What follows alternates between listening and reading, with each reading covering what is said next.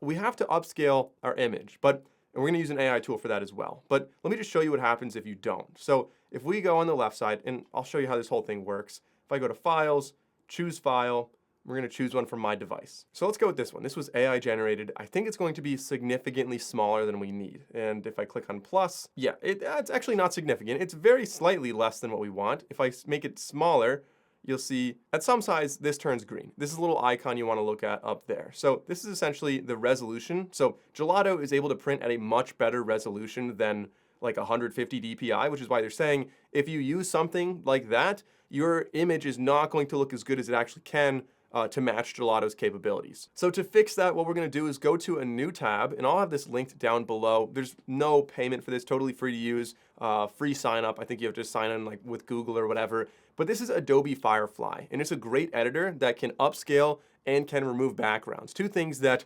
ChatGPT and Gemini are not particularly good at. So what I'm going to do here is you'll just drag your image over to here. So I have my image in another folder.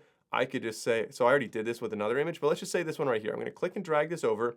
I'll drop it right there. And that brings me into the editor. I haven't even signed in yet, so I don't think you need to sign in until maybe when you download. I'm signed in. I have an account on another tab, but at least right here, I wanted to show this. So on the left side, you can say generative upscale. Generative expand is a little different. That's like changing the aspect ratio and just adding more fill in the background. Generative upscale is like, hey, this image is not big enough. Expand it. It kind of works like, well, I'm not going to get into the details of how it works, but the other thing is remove background. This one doesn't really have a background that makes sense to remove, but a lot of other ones do, and removing the background right there is just a one-click thing, super easy. And by the way, when you upscale, on the bottom, you can upscale 2x or 4x. I usually just go the maximum so we have more to work with. You'll click on upscale, and then we'll click on download. As I mentioned, I did this already with another image, so what we'll do is go back to this design here, choose File, My Device, and I'm going to go with this one right here. Birding just rips in your 30s.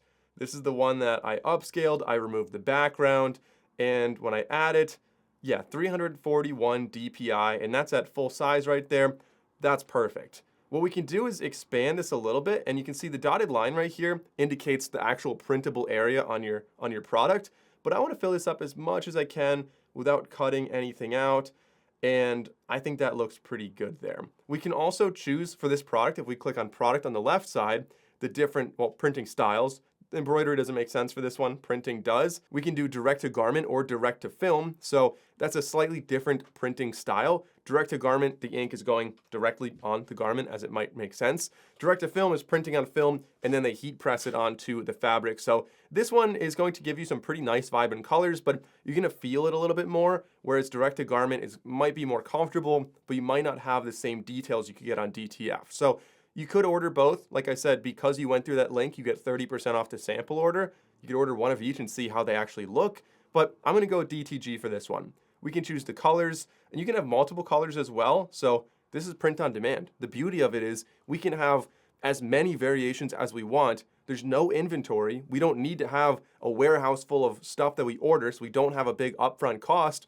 We can make a lot of designs and just see what actually sells. So if you wanna have multiple colors, you can absolutely do that. I might add like a natural color in there, sand, I don't know, maybe a light blue.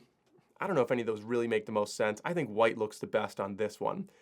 I just include all the sizes. There's no reason not to for print on demand, but other tools we have on the left side. So files, we already talked about that. If you wanted to add more text, you can do that because if you're generating images with, AI, you can ask it to add text, but sometimes it's just easier to add the text yourself, and Gelato lets you do that. Gelato has a bunch of different graphics, so if you're doing seasonal things, you want emojis or icons on there, we have all that. You've got multiple layers, so if you add things and you want them to be in front or behind of each other, you can change that right here. And we also have personalization down below. Now that is a topic for another video, but essentially, if you wanted to have a personalizable print-on-demand product where somebody can add in their name, their pet's name, a photo of their pet, their wedding date, things like that, you can have the end user actually input that. And because, print on demand, as the name suggests, is printing one at a time as these orders come in, you can do that. Like the customer can customize, and it's a one-off thing that is perfectly custom just for them.